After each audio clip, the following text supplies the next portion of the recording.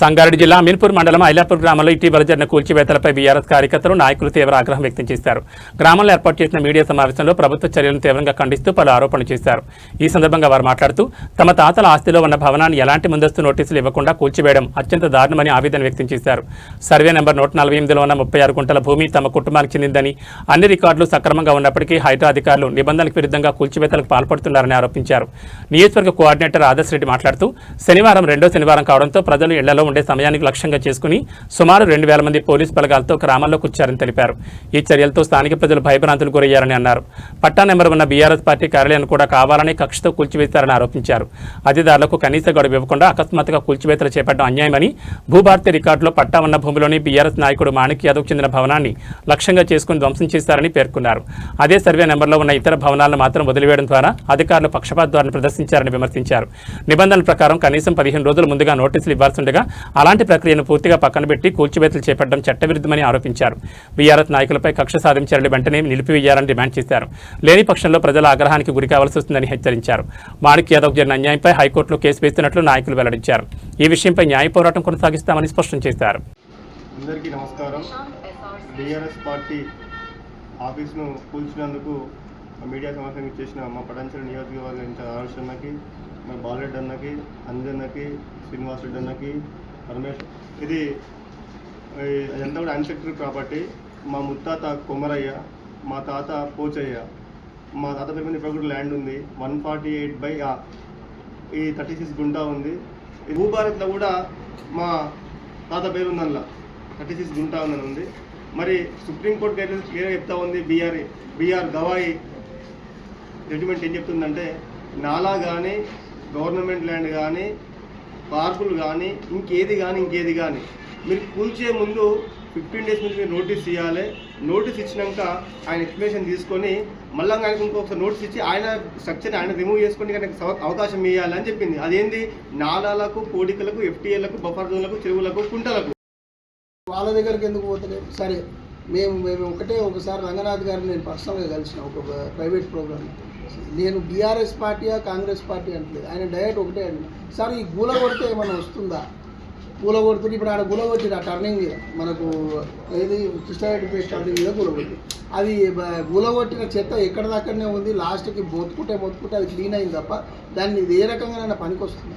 మేమేమంటున్నామంటే, మీరు నిజంగానే చెరువు, కుంటలు, ఏదైతే చెరువులు ఉన్నాయో అక్కడేమన్నా ఉంటే తీసేయండి. కానీ ఇది ఎప్పటి నుంచో 10-12 ఏళ్ళ నుంచి 20 ఏళ్ళ నుంచి ఉన్న ఇళ్ళని గులగొట్టే బదులు అవికి ఒక ట్యాక్సో లేకపోతే ఒక ఫైనో ఏదో ఒకటి వేయాలి తప్ప ఈ పట్టాల 4 ఎకరాల్లో మరి మా మాణిక్యం గారికి 36 గుంటలు, ఇది భూభారతిలో 36 గుంటలు పట్టా అని చెప్పి క్లియర్గా ఉన్నది. మరి హైడ్రా వారు ఆయన మనది ఎట్లా కూల్చారు కదా, మాది పట్టానే కదా అన్న ఉద్దేశంతో ఇంకొక దగ్గర ఏదో ప్రజలకు ఇబ్బంది ఉంది, వారి దగ్గర ఉన్న కాగితాలన్నీ కూడా తీసుకొని వచ్చి ఈ పహానీలు, ఇది పట్టా భూభారతిలో ఉన్న పహానీలు అని చెప్పి చూపిస్తున్నా కూడా నువ్వు ఓడరా మాకు చెప్పడానికి అని చెప్పేసి మరి అది హైడ్రా వారు చెప్పాలి. ఇది మరి బీఆర్ఎస్ పార్టీ నాయకులు కాబట్టి కొట్టిరా, లేకపోతే మరి ప్రజల గురించి కష్టపడి వాళ్ళ కష్టాల్లో మేము ఉంటున్నందుకు ఈ గోడ పట్టా ల్యాండ్ని ఎందుకు కూలగొట్టాల్సి వచ్చిందో రంగనాథ్ గారిని అడగాలి. మరి ఇంకోటి కూడా అడుగుతున్నాం, గణేష్ మా మున్సిపల్ ఇంకోటి అడుగుతున్నాం. సరే, మీరు పొద్దున్న చేస్తే మేము ప్రభుత్వానికి ఆదాయం సమకూరుస్తున్నాం. ఎక్కడెక్కడైతే ప్రభుత్వ భూములు, ఎక్కడెక్కడైతే కుంటలు, ఎక్కడెక్కడైతే చెరువులు కబ్జా అయినాయో ఇవన్నిటినీ మేము కాపాడుతున్నాం అనుకో.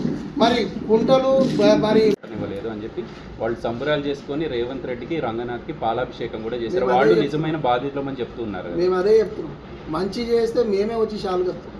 కానీ దాని ఇంకా హిడెన్ ఎజెండా బీఆర్ఎస్ పార్టీ నాయకులను టార్గెట్ చేయడం, లేకపోతే బీఆర్ఎస్ పార్టీ నాయకుల ఇళ్ళు ఏడున్నాయో చూసి అవిటిని వెతికి మరి ఇప్పుడు ఆడ పక్కకున్న షెడ్లు అవిటిని ఎందుకు ముట్టుకోలేదు ఇళ్ళని, ఈ ఆఫీస్ని ఎందుకు కూలగొట్టారు? టార్గెట్ అనేది బిహైండ్ హిడెన్ ఎజెండా కింద అవుతుంది. మంచి చేసేదాన్ని తప్పకుండా మా కూలగొట్టిరో అక్కడికి పోయి వారికి ధైర్యం చెప్పి వారికి నిత్యావసర వస్తువులు ఇచ్చి వారి పేరు మీద కొట్లాడుతున్నది వారు హైకోర్టులో ఎవరంటే బీఆర్ఎస్ పార్టీ అనుకుంటారు. మా దగ్గరికి ఎవరు వచ్చినా కూడా మేము అండగా నిలబడతామని చెప్పి తెలియజేసుకుంటాం బీఆర్ఎస్ పార్టీ. మరి మా కారు కూలగొట్టింది, మరి మా కారు అంతా కూడా డ్యామేజ్ చేయడం జరిగింది. ఇది మరి ఎవరు ఈ కార్ డ్యామేజ్ మరి ఇది కూడా హైడ్రా కిందకి వస్తుందా? అది కూడా ఒక నిబంధన ఏమైనా తయారు చేస్తున్నారా హైడ్రా వాళ్ళు? ఏదన్నా కారు పోతుంది రియల్ ఎస్టేట్కి అనుబంధ సంస్థలు అన్నీ కూడా మరి అమీన్పూర్ జనరల్గా ఇంత డెవలప్ కావడానికి కారణం కూడా రియల్ ఎస్టేటు. మరి మీరు ఇలాంటి ప్రవర్తన బంద్ చేసుకోవాలి. మరి బీఆర్ఎస్ పార్టీ నాయకులను టార్గెట్ చేయడం బంద్ చేసుకోవాలి. అమాయకపు ప్రజలు ఇల్లు కూలగొట్టడం మానేసుకోవాలి. ఏ పని చేసినా మినిమం ఒక 15 రోజులు నిబంధనల ప్రకారం నోటీస్ ఇవ్వాలి. అది చేయకపోయినా ఒక వారం రోజుల ముందైనా మీరు వచ్చి మాకు చెప్పండి. మళ్ళీ మేము కోర్టు చుట్టూ పోయి వాళ్ళ దగ్గర నుంచి స్టే తెచ్చుకునే పరిస్థితి రాకుండా రేపు పొద్దున జిహెచ్ఎంసీ ఎలక్షన్స్ వస్తున్నాయి. మీరు ఇదే ప్రవర్తన కనుక అయితే మిమ్మల్ని గల్లీలకు కూడా ప్రజలు గల్లా పట్టుకొని కొట్టే రోజు వస్తుంది. ఈ ప్రవర్తన అంతా కూడా మానుకోండి. మరి రేవంత్ రెడ్డి గారికి కూడా ఒకటే చెప్తున్నాము, మీరు మంచి పనులు చేసి పేరు తెచ్చుకోండి, కానీ ఎప్పుడూ కూడా కన్స్ట్రక్టివ్ వేలో ఉండాలి ప్రభుత్వాన్ని. కానీ డిస్ట్రక్టివ్ వేలో పోతే ప్రభుత్వం డిస్ట్రక్షనే అవుతుంది తప్ప రేపు పొద్దున ఏ రకమైన మంచి జరగదని చెప్పి తెలియజేసుకుంటూ మరొకసారి ఇవాళ మాణిక్యంకి అయింది కూడా కావచ్చు కాబట్టి మనందరం ఏకదాటిగా ఉందాం. మేము ఇప్పుడు మాణిక్యం గారికి జరిగింది కూడా మరి అదే రకంగా సిద్ధుకు జరిగింది కూడా మేము మా బీఆర్ఎస్ పార్టీ తరఫున కోర్టులు వేస్తున్నాం. మరి డిఫర్మేషన్ కేసు కింద మరి మేము తప్పకుండా మరి రంగనాథ్ గారి మీద అదే రకంగా హైడ్రా మీద కేసు వేసి మరి ఇది ఏ రకంగా కూలబెట్టిరు, భూభారతి అనే సైట్లో ఏదైతే మరి పట్టా ల్యాండ్ ఉందో దానికి వాల్యూ లేదా, మరి మాణిక్యం గారికి జరిగిన నష్టము మరి ఎవరు పూరుస్తారని చెప్పి తప్పకుండా రేపొద్దున హైకోర్టులో కేసు వేయడం జరుగుతుందని చెప్పి తెలియజేసుకుంటూ మరి హరీష్ రావు గారు